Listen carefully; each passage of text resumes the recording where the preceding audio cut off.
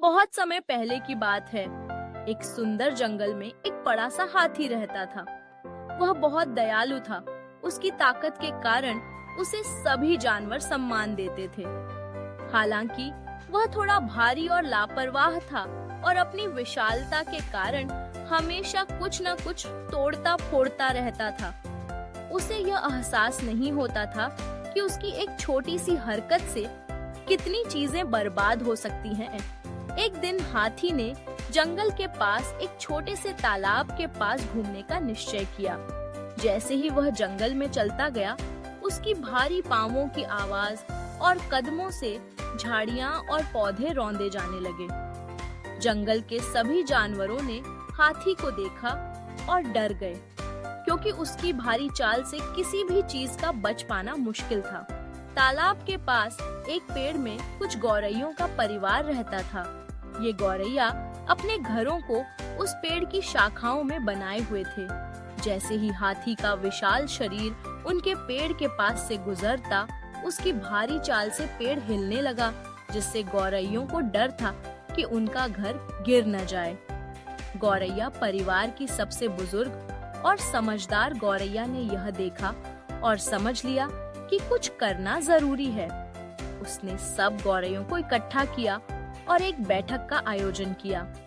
बैठक में काफी विचार विमर्श हुआ और अंत में यह निर्णय लिया गया कि वे हाथी को समझाने की कोशिश करेंगे कि वह अपने कदमों से उनकी घोंसलों को नुकसान न पहुंचाए।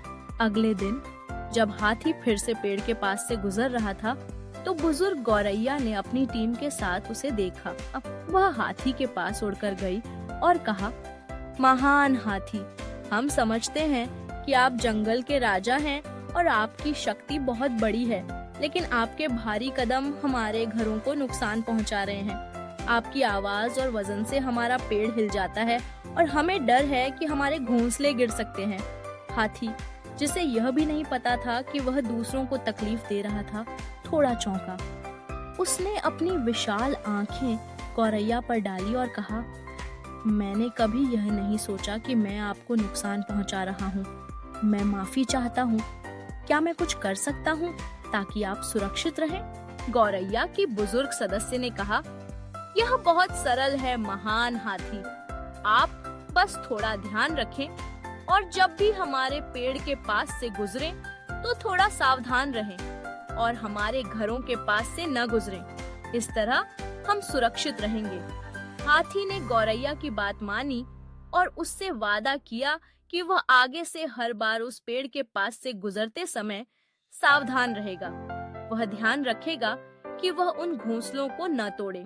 समय के साथ हाथी और गौरैया के बीच दोस्ती गहरी हो गई।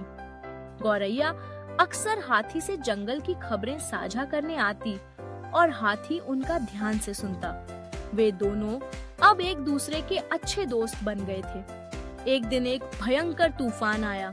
तेज हवाएं और भारी बारिश से जंगल में कोहराम मच गया।